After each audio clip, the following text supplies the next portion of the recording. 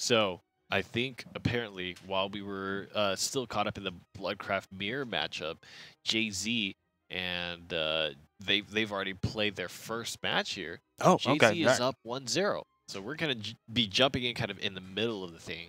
And Nice. we'll see if JaZe can make it through and continue his Reign of terror. his prophecy, I would say. If he's going to fulfill Red's prophecy. Mm-hmm. Yeah. 1-0.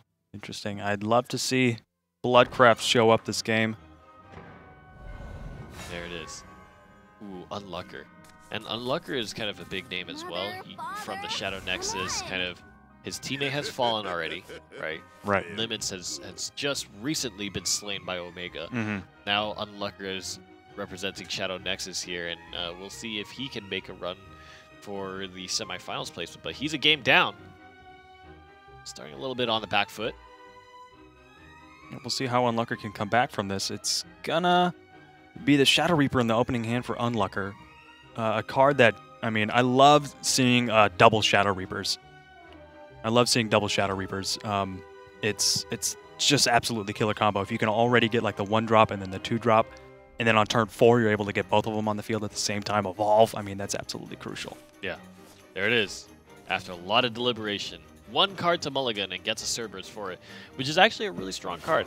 One of the big things about mid-range Shadow is you definitely need to draw into your heavy hitters. You can have a really, really good late game, but you can actually find an awkward spot where you just have a ton of 1-1s, 2-2s, but not the damage output to actually close out the game because you're not drawing into things like Ector or Cerberus or anything like that. Of course, what's important to keep in mind in the Shadow and Shadow matchup is the fact that Unlucker is able to go first. That's huge.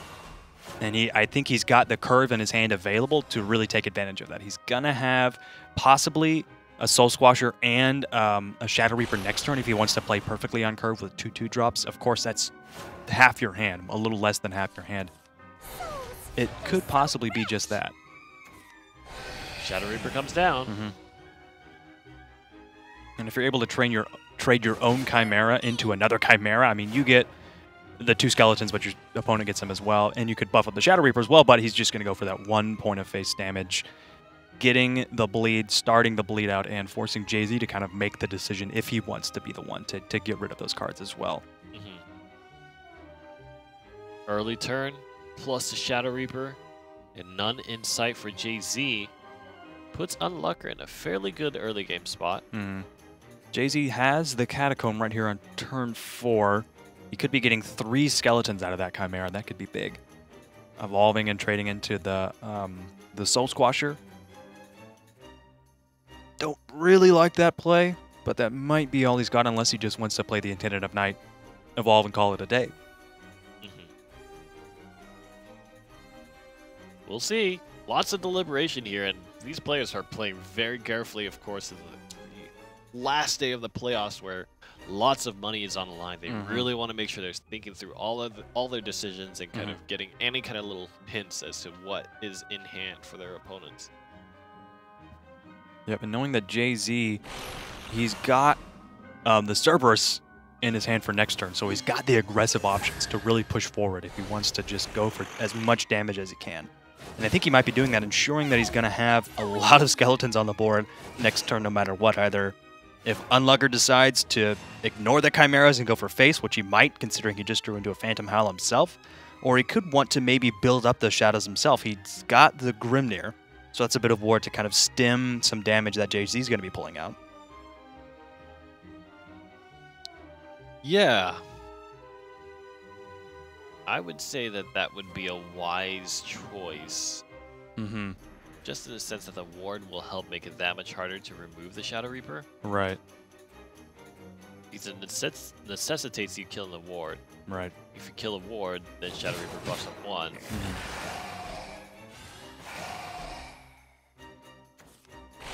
It's going to be the Chimera. So now next turn, I mean, no matter what, JaZe is going to be able to play the Cerberus, evolve, and trade into the Shadow Reaper, just getting that off the field immediately. But that is a good bit of damage that Unlucker was already able to pull off.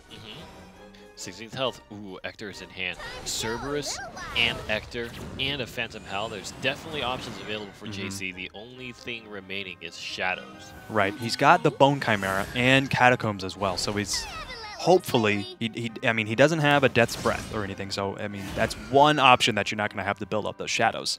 But I mean, the Catacomb could be huge next turn, along with maybe a Coco or maybe to try to, like, get some tempo, trade off some followers, ensuring that you have enough Shadows to really make an effective Ector play on turn 7. Bone Chimera gets dropped, and that's been the name of the game so far, just Bone Chimeras everywhere. Now finally commits a Grimner. No matter what he decides to do, if he evolves the Chimera, trades in, it's going to get rid of his own Chimera, but he'll have some Skeletons as well. Building up more and more Shadows, saving onto that Phantom Howl. Unlucker has the Zombie Party next turn. There it is. Cerberus gets taken down, but Coco and Mimi are still in hand. Yep, and there's the Shadow Reaper. So he could possibly get a massive play this turn. Depending on how he wants to play it, he could Shadow Reaper Catacomb. The thing about using Shadow Reaper right now is it can be nice just in the sense that the Shadow Reaper is guaranteed to be around by the time Ector rolls around, right? Right. Just because of its ambush. But if he doesn't put up a good front of defense, he's just going to be taking down a lot of damage right here. Right. He's opening up the board, so Unlucker's going to have a chance to Phantom Howl this turn, but JaZe's sitting at 13 health. It's not going to be enough damage. Unlucker wasn't able to save an Evolve Orb. He wasn't able to play Cerberus last turn. So it's not going to be enough damage to close out the game, and that's the gauntlet thrown down. So he could use the Phantom Howl to clear off a lot of this board. Probably needs to. Probably wants to respect it. Turn 7, you got to play around because Ector will just sweep you up, right? Right, absolutely. So I believe with Ector, he's going to be doing 16 damage. 4 of 2, 8, 6, 8. Yep, 16 damage. Jeez. And unfortunately, he can't use Coco and Mimi alongside that because Ector will take every single ounce of resource spent on that. Right. But that's still an insane amount. He does have Catacomb and a Phantom Howl of his own. He could elect to use the next turn to get just a little bit more damage, ensuring that he'll be able to burst down Unlucker in just one turn. As opposed to doing 16 damage in one turn, bringing him down to 3 health. Do 3 health one turn, and then maybe Unlucker's feeling he's safe, and then next turn you bring down the pain, bring down the hammer. But, I mean, with that Zombie Party, that's a lot of followers that you really don't want to leave up in case your opponent has an Ector of their own. Let me do some math here. You got 8 damage plus 3. 11 plus 4 is 15. So that's if you use Phantom Howl and Coco and Mimi. But that's not going to do it for you.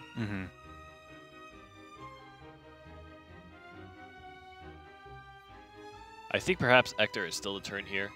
Summon a bunch of zombies. That's how you get board control.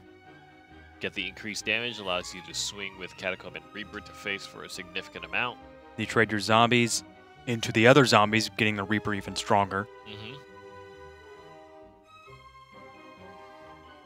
And you won't have an Evolve Orb to use to trade into the other side of the field, but yeah, and then Unlucker still got the Chimera as well, so it's gonna be.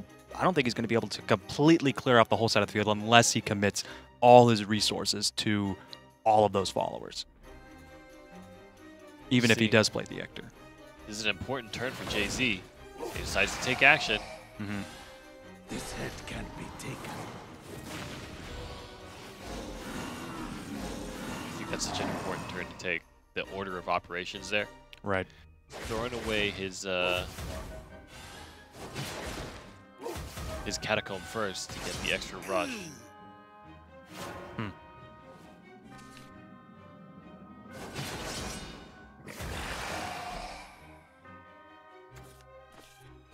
He's trying to draw into options. Yep. There's a Cerberus, but there's not an Evolve Orb. I mean, if he plays that, he's not going to be able to gain any tempo. He has to. Yep. He has to. And I think that's it. Yeah, it's going to be JaZe taking this 2-0 against Unlucker.